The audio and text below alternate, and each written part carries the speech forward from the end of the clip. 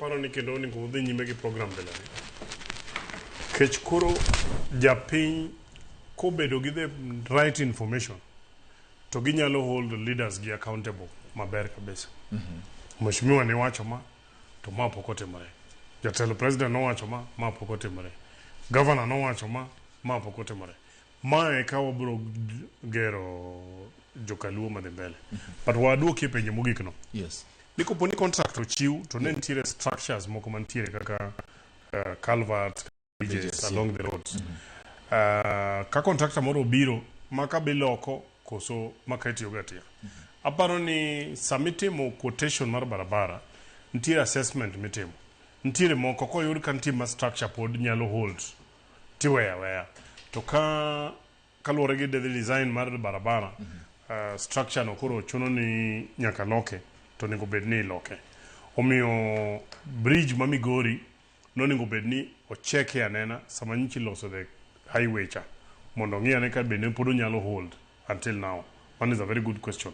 Kendo warito ne assessment mabro wuok ir Kenya mondo nyiso nto kane giloso barabara koa Kisima gidhi nyaka Yois Banye. Kane gichopo e diere ka bende gitimo assessment e bridge no nikech osebedo kobudho ahinya. Sani koth kanyo obiro dichiel kato koro sani obedo cut off. Manyiso ni nitiere problem kanyo. Ada wuoyo barabara ma Stella Gogo. Yes. Miwinjo ka Songa wuoyo kanyo kwa Uriri. En adieri ni nwadhi kanyo gi ker. Barabara no osechando ji kendo en barabara ma osemiya headache malich ahinya. To nikech samoro dwani mondo ibed held in a higher standard. Ne wanyiso jogo ni barabara ni to nyaka watem ma mondo los. Koro kane wabiro mokwongo to noyudo ka pesa ne onge. Ne pod iloso ne pok kata securitization ne pok otim mondo yud pesa malong'o minyalo mi contractor madonjo godo e barabara. Koro nowacho to ere gima onyalo timo sani. To nwatimo gimoro and engineer bro konilo ni stage construction. Koro pesa mano yudore mano wakongo yudore about 60 million. To nowacho ni 60 million no kapo dwarito moro chande gecho koso wakan 60 ni warit machielo tingeni serikal pesa kunyal rito. Kiweya kanyo ng'at moro biro kae. Na nyiso ni miyauru 60 million no. Mondo watim go gimilo ni stage construction. Ka resources ma in go stage construction en ka pesa ma in go eventually don mondo bigo lam. Stages mani winjo ka engineer konicha kiselo so different layers maybe nyaka sub base below structures. Structures igero kapok otim the main carriageway. No wacho pesa no miwauru mondo wachake kata kotimo no stage construction mana mar kilomita 5 to tich otimre nadi ochakre. Samo chakore no kapodwa manyo pesa moro. Koro mane winjo ka winjo kusipra no wacho ni no wuok go kamoro luongo ni Stella mochopo kamoro ni Nyabenga. To pesa no noromo kanyo. Yudo ka between that stretch barabara no yar, between that stretch nitiere culvert molosi ginene kamanero.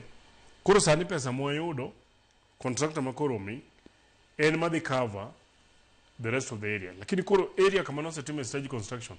Koro ko chak from scratch. Kunde ka koro timo mana matin to nyalo chako the blacktop kodhi godo mbele.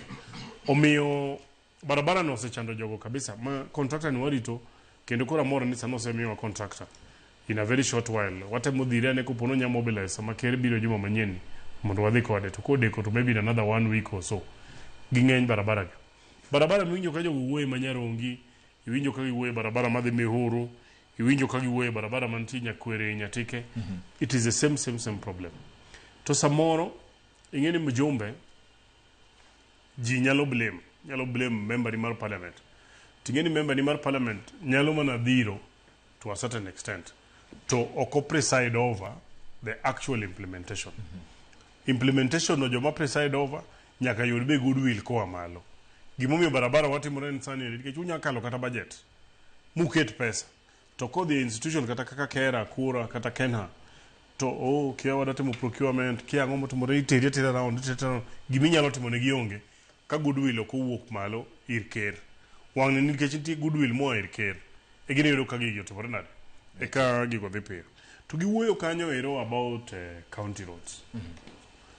Ing'eni be kik waumwa e national government roads kende to we will ni county roads bende ko ni jogi timo. Gima nasepenjora kendo ma penjo pile ka pile George. County government nigi tinga. Gin gi road equipment. Kech ng'eni barabara magi gin opening to gi maraming mana moko matindo tindo gi. Is not detailed design. Ji dwaro be iyudo da kacho ni yawnwa kae ndi mondo chomre gi koche ketno mondo jo boda boda ringe jo boda boda gi be gi ng'ado ushuru.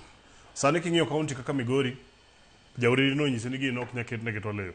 Nikech onge barabara ming'ado ne gitol. Ibo yudo ka jorongo nigi problem no. Almost all constituencies ok dwa ng'ado tol nyaka Nyatike kocha. County nigi tinga, road equipment gin go kacha.